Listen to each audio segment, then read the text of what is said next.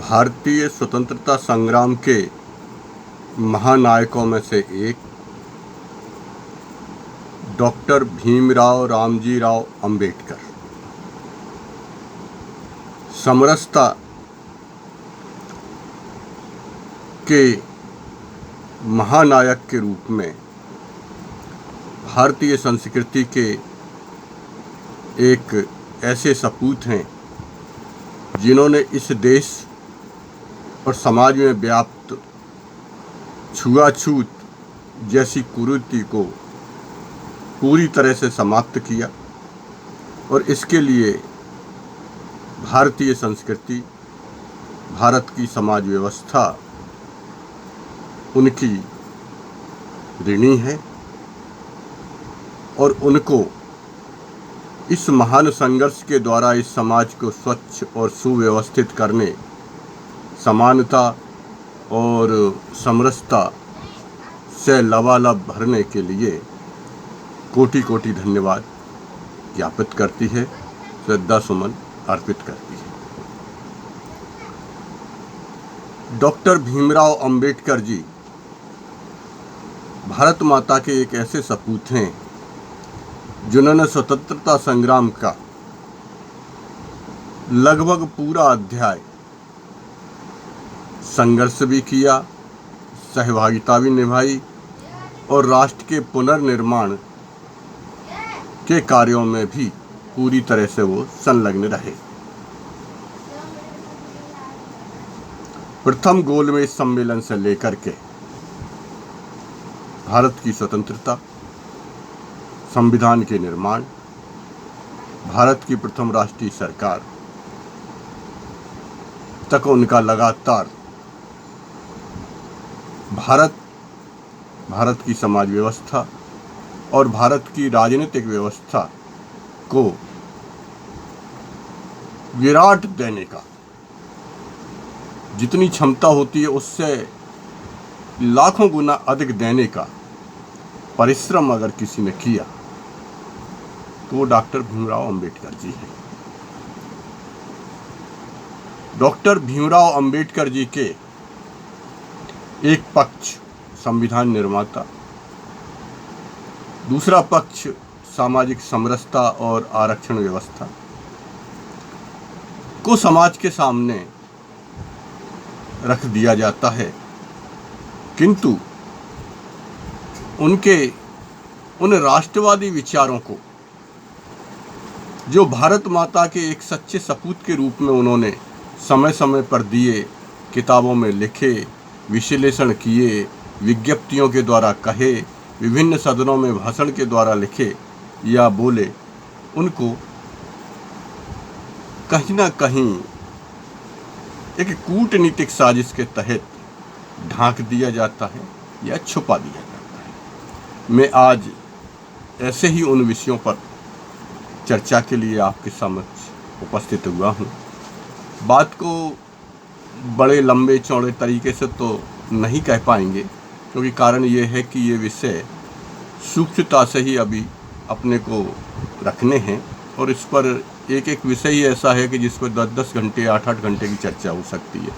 इसलिए इसको विषय रूप से जानने और समझने के लिए इन संदर्भों से जुड़ी पुस्तकें और इंटरनेट पर व्याप्त बहुत सारी जानकारियां हैं, उनके द्वारा अपने को अपना ज्ञान और बढ़ाना चाहिए। जैसे भारत की मुस्लिम समस्या, डॉक्टर भीमराव अंबेडकर जी ने बड़ी स्पष्टता से कहा है कि भारत पर जो इस्लामिक आक्रमण हुए वो सिर्फ लूटपाट तक सीमित नहीं थे, बल्कि उनके द्वारा विराट धर्मांतरण करवाया गया, जबरिया धर्मांतरण कराया गया और धर्मांतरण करके धर्म राज्य बनाने का एक जो इस्लामिक नज़रिया है, उसी नज़रिए के तहत यहाँ पर इस्लामिक आक्रमण हुए थे। उन्होंने इसके लिए उदाहरण दे दे के बहुत सारी बातें लिखी हैं और जिन्हें समय मिले तो पढ़ना चाहिए। उन्होंने बड़ी स्पष्टता से कहा है कि भारत की मुस्लिम समस्या एक मुस्लिम समाज के द्वारा तय की हुई एक सांप्रदायिकता के तहत एक सुनियोजित जो षड्यंत्र होता है कि इस्लाम के नीचे सबको लाना, उसी तरह के एक षड्यंत्र का भारत में भी आक्रमण हुए थे और उनका द्वारा इस तरह के हिंसात्मक कृत्यों के द्वारा भारत में एक बहुत बड़ा धर्मांतरण अभियान चला था और हुआ था। और इसको कहीं ना कहीं डॉक्टर भीमराव अंबेडकर जी बड़ी स्पष्टता से, दृढ़ता से अपनी पुस्तकों में लिखते हैं और अभिव्यक्तियों में कहते हैं। दूसरा, भारत का जब विघटन ब्रिटिश गवर्नमेंट के द्वारा किया जाना शुरू हुआ, भारत का विभाजन ब्रिटिश गवर्नमेंट द्वारा किया जाना शुरू हुआ और कहीं ना कहीं उसको लेकर कांग्रेस में स्वीकारोक्ति बन रही थी, तो उसको लेकर भी वो बहुत नाराज़ थे और उन्होंने बड़ी स्पष्टता से कहा था कि भारत का भौगोलिक क्षेत्र एक अलौकिक है और ये एक है, एकात्म है, एक स्वरूप में रहने के लिए है। इसकी मौसम, इसके लोग, इसकी सभ्यता, इसकी संस्कृति, इसकी विविधता आपस में एकजुट रहने की आदि है और हमेशा से रही है और हमेशा रहेगी भी। उन्होंने कहा इसका विभाजन हिंदू मुस्लिम समस्या का कोई निदान नहीं है। उन्होंने कनाडा का भी उदाहरण दिया था कि वहाँ अलग अलग वर्ग हैं लेकिन इसके बावजूद वहाँ सब एक साथ रहते हैं, ऐसी कोई समस्या नहीं है। ये व्यवस्था बनाने का प्रश्न है कि हम इन सबको एक साथ कैसे रख सकते हैं। उन्होंने भारत के विभाजन का विरोध करते हुए बड़ी स्पष्टता से कहा था कि इतनी बड़ी आबादी को इधर से उधर शिफ्ट करना भी आसान नहीं रहेगा और सीमा विवाद भी हमेशा बने रहेंगे। और उन्होंने आगाह भी किया, कई बार बहुत ज़ोर शोर से भी उन्होंने अपनी आवाज़ उठाई कि भारत को अखंड ही रहना चाहिए, भारत का एकात्म स्वरूप ही रहना चाहिए, इसी में रहते हुए व्यवस्था निर्माण होनी चाहिए। लेकिन कांग्रेस और ब्रिटिश गवर्नमेंट आपस में साँठ-गाँठ कर मन बना चुके थे। उन्होंने बहुत ज़ोर शोर से कहा था कि इतनी बड़ी जनसंख्या की अदला बदली कैसे होगी, लोग अपने घर छोड़ के कैसे जाएंगे, कोई यहाँ से वहाँ, वहाँ से वहाँ कैसे आएगा, क्या वो यहाँ से वहाँ जाकर और वहाँ से यहाँ आकर संतुष्ट रह पाएगा, वो अपना सामान्य जीवन जी पाएगा। इन सब चीज़ों को लेकर बहुत सारी चिंताएं हैं, इन पर सब पे विचार होना चाहिए। लेकिन ब्रिटिश गवर्नमेंट तो आमादा थी ही, उसमें कहीं ना कहीं हमारे कांग्रेस के उस वक्त के लीडर्स की भी सहमति थी। भारत पाकिस्तान बना और उनका एक मत और भी था इस संदर्भ में। डॉक्टर भीमराव अंबेडकर जी ने कहा था कि अगर हम हिंदू मुस्लिम समस्या का हल करना ही चाहते हैं और वो भारत विभाजन के द्वारा हल करना चाहते हैं तो उसमें बड़ी स्पष्टता से हमको ये तय करना होगा कि भारत के सारे मुसलमान पाकिस्तान जाएं और पाकिस्तान के सारे हिंदू भारत आएँ, तो इस समस्या का निदान हो सकता है, जो कि संभव प्रतीत होता नहीं है। और उनकी बातें बिल्कुल सही साबित हुई। भारत के विभाजन के 6 महीने, यानी कि भारत के विभाजन के दौर में भी और इसके 6 महीने और साल भर के अंदर ये सारी बातें जो उन्होंने कही थी वो सत्य साबित हुई। दूसरा ये है कि वो कश्मीर के उस वक्त जो कश्मीर को धारा 370 के द्वारा एक सह राष्ट्र जैसा सम्मान दिया जा रहा था और भारत की इतनी बड़ी सरकार, भारत का इतना बड़ा भूभाग, भारत के अन्य प्रांतों को कश्मीर के सामने एक प्रकार से दोयम दर्जे के दिखाने की कोशिश हो रही थी, उसका उन्होंने पुरजोर विरोध किया। डॉक्टर भीमराव अंबेडकर ने कहा कि मेरे हाथ से धारा 370 नहीं लिखी जा सकती और सदन में उन्होंने, संविधान सभा में उन्होंने धारा 370 प्रस्तुत की भी नहीं। इसके लिए कांग्रेस ने सरदार वल्लभ भाई पटेल को तैयार किया और उनके द्वारा धारा 370 का वो विषय आया था।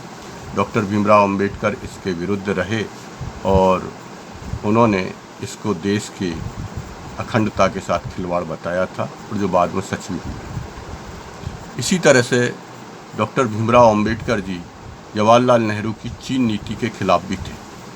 उन्होंने स्पष्टता से कहा कि आपने 2 हत्याएं कर दी, एक तो तिब्बत की हत्या कर दी और दूसरी भारत की सुरक्षा की हत्या कर दी। और जवाहरलाल नेहरू पे उन्होंने कहा कि ये क्या है, आपने देश का बुरा करते हुए भी आप चीन के पोस्टर बॉय बने हुए हैं, क्योंकि उन दिनों जवाहरलाल नेहरू चीन के प्रभाव में इतने अधिक थे कि उसका अंतर्राष्ट्रीय स्तर पर महिमा मंडन करने वाले व्यक्ति के रूप में कोई सबसे अगुआ थे, सबसे प्रथम थे, वो जवाहरलाल नेहरू ही थे। और जबकि उसी चीन ने जो स्वरूप दिखाया, जो रंग दिखाया, जो अंबेडकर जी की भविष्यवाणी थी, अंबेडकर जी की जो साव चेतना थी, वो सही साबित हुई। चीन हमारा सबसे बड़ा दुश्मन साबित हुआ। एक और बात है जिसको कांग्रेस और कांग्रेस की सरकारों ने बड़े अच्छे तरीके से छुपा के रखा, और वो छुपा के ये रखा कि अंबेडकर जी और कांग्रेस में मतभेद निरंतर रहे। कांग्रेस के कोई सबसे बड़े उस वक्त आलोचक थे, उसकी नीतियों रीतियों पर प्रश्न चिन्ह उठाकर उनसे जवाब मांगने वाली क्षमता अगर कोई थी, उस वक्त और कोई नहीं था, डॉक्टर भीमराव अंबेडकर थे, जो कभी कांग्रेस के सदस्य नहीं रहे। उन्होंने कांग्रेस के कई नीतियों पर दोहरे चरित्र की बात कही। बीबीसी को अंतिम समय में उन्होंने एक साक्षात्कार दिया था, और वो साक्षात्कार नेट पर सर्च करके पढ़ना चाहिए। डॉक्टर भीमराव अंबेडकर ने कांग्रेस के बड़े नेताओं से खुले हुए उनके मतभेद थे, और उनके मतभेद सिर्फ इस आधार पर थे कि वो जो कहते हैं कांग्रेस के लोग वो करते नहीं हैं, और जो करते हैं वो छुपा के रखते हैं। यानी दोहरी नीति कांग्रेस में है, और इसका वो विरोध करते हैं। और इसी आधार पर उन्होंने, कांग्रेस ने भी डॉक्टर भीमराव अंबेडकर जी को परेशान करने में कोई कोर कसर नहीं छोड़ी। भारत की संविधान सभा में डॉक्टर भीमराव अंबेडकर जी को रखना उस वक्त की आवश्यकता थी। इसी तरह भारत की प्रथम सरकार में उन्हें मंत्री बनाना उस वक्त की आवश्यकता थी, क्योंकि British government doctor Bhimrao Ambedkar ji से काफ़ी हद तक संतुष्ट भी थी, और उनकी विद्वता और उनकी जो बौद्धिक स्तर थी उससे प्रभावित थी। और सच ये है कि उस वक्त की स्थितियों में इतने अच्छे बौद्धिक स्तर वाला और इतना अच्छा लेखन करने वाला, इतना अच्छा अभिव्यक्तियों को प्रकट करने वाला कोई दूसरा व्यक्ति था ही नहीं। यानी गणेश जी किसी की जिब्बा पे बैठे हुए थे, तो वो डॉक्टर भीमराव अंबेडकर जी की जिब्बा पे बैठे हुए थे, और ये उनकी काबिलियत थी जिसके कारण उन्हें भारत की संविधान सभा में रखा गया, प्रारूप कमेटी का अध्यक्ष बनाया गया, प्रथम कानून मंत्री बनाया गया। ये उनकी योग्यता है, इसमें हम ऐसा नहीं है कि किसी ने उन पर कोई उपकार किया हो। कांग्रेस और जवाहरलाल नेहरू विशेषकर उनसे बहुत, यूँ समझिए कि चिढ़ते थे। उन्होंने मंत्री पद बीच में छोड़ने के लिए मजबूर किया। चुनाव में अगर अंबेडकर जी को किसी ने हरवाने का साजिश की, हराना की कोशिश की, या आगे खड़े होकर के उन्हें हराया, तो वो कांग्रेस ही थी। कांग्रेस के दुर्व्यवहार के कारण ही अंबेडकर जी को अंततः दुखी मन से बौद्ध पंथ में जाना पड़ा। ये कांग्रेस के ही थे, और किसी ने कुछ नहीं किया उनका। उस वक्त और कोई था भी नहीं, सारा आवामंडल कांग्रेस का था, क्योंकि उस वक्त जो भी स्वतंत्रता संग्राम की गतिविधियां चलती थी वो एक मिलकर के कांग्रेस के ही खाते में जाती थी। सबसे बड़ी बात यह है कि कांग्रेस ने बड़ी चालाकी से डॉक्टर भीमराव अंबेडकर जी का बुरा करने वाला विषयों को छुपाया, और डॉक्टर भीमराव अंबेडकर जी के जो समर्थक वर्ग था उसका पूरा पूरा उपयोग उन्होंने अपने वोट बैंक के रूप में किया।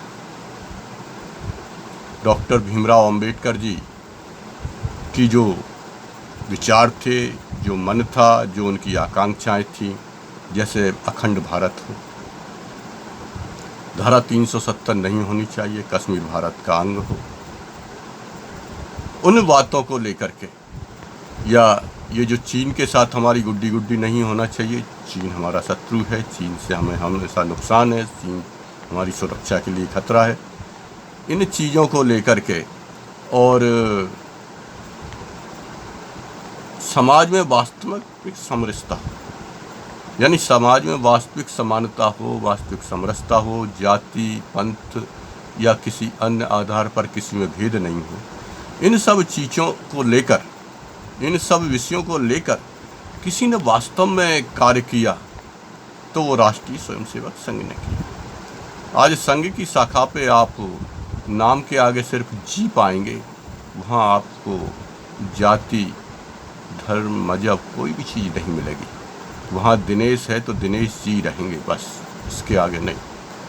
कोई राम है तो राम जी, कृष्ण है तो कृष्ण जी, या अगर कोई छोटे है तो छोटे जी। जी के अलावा वहाँ कुछ नहीं है।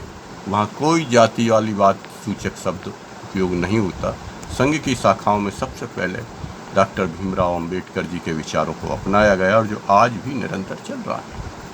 संघ की साधना में, संघ के विचारों में वो सारी बातें जो भीमराव अंबेडकर जी चाहते थे वो सब संघ की विचारधारा में है, राष्ट्रवादी विचारधारा में। भारतीय जनसंघ और भारतीय जनता पार्टी भी भीमराव अंबेडकर जी के राजनीतिक विचारों के साथ निरंतर सहमत रहे और उनके सपनों को पूरा करने में भी यही दल आगे रहा।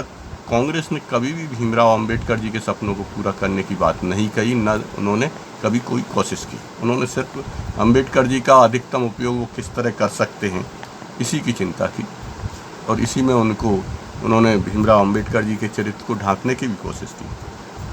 आज ज़रूरत है भीमराव अंबेडकर जी के राष्ट्रीय चरित्र को प्रकट करने और उसे अधिक से अधिक समाज के बीच में ले जाने के लिए, क्योंकि अखंड भारत कौन चाहता था? डॉक्टर भीमराव अंबेडकर। आज कश्मीर से धारा 370 हट गई है। प्रधानमंत्री नरेंद्र मोदी जी ने अंबेडकर जी के उस स्वप्न को पूरा किया जो उनकी इच्छा थी। इसी तरह से चीन का जो मामला था, जिसको अंबेडकर जी अच्छी तरह जानते थे कि चीन हमारा सुरक्षा का शत्रु है, बड़ी स्पष्टता से उन्होंने कहा था कि आपने तिब्बत की हत्या की और भारत की सुरक्षा की हत्या की। आज उस चीन को कोई आंख में आंख डाल के बात कर रहा है तो वो भारत के प्रधानमंत्री नरेंद्र मोदी। कुल मिलाकर के प्रधानमंत्री नरेंद्र मोदी जी ने अंबेडकर जी से जुड़े हुए विभिन्न स्थलों का भी उद्धार किया है और उनमें बहुत अच्छे भव्य निर्माण किए हैं, जिससे अंबेडकर जी को सम्मान देने की कोशिश की है। इसके लिए भी मोदी जी धन्यवाद के पात्र हैं। लेकिन मूल रूप से हम सब लोगों का, हम भारतीय संस्कृति की जीवन पद्धति में जीने वाले सभी लोगों का, सभी पंथों का यह कर्तव्य बनता है कि हम डॉक्टर भीमराव अंबेडकर जी के द्वारा विचार किए गए समान समाज, समव्यवहार समाज, समरस समाज की कल्पना को साकार करें। लगभग 99-98% ये सब समृद्ध हो चुका है। अब तो बहुत कम ही कहीं देखने को मिलेगा, अन्यथा अब सामाजिक समरसता को लेकर के कोई बड़ा विषय नहीं बचा है। इसमें अगर पॉलिटिक्स को थोड़ा सा दूर रखा जाए तो समाज में सामाजिक समरसता की स्थिति अब बहुत बेहतर बन चुकी है और अंबेडकर जी को जो संघर्ष था वो काम आया। उसने भारत के भारतीय समाज से अस्पृश्यता जैसी या छुआछूत जैसी इस एक गंदगी थी जिसे दूर किया है और समान व्यवहार के लिए बहुत सारी चीज़ें अब हुई हैं।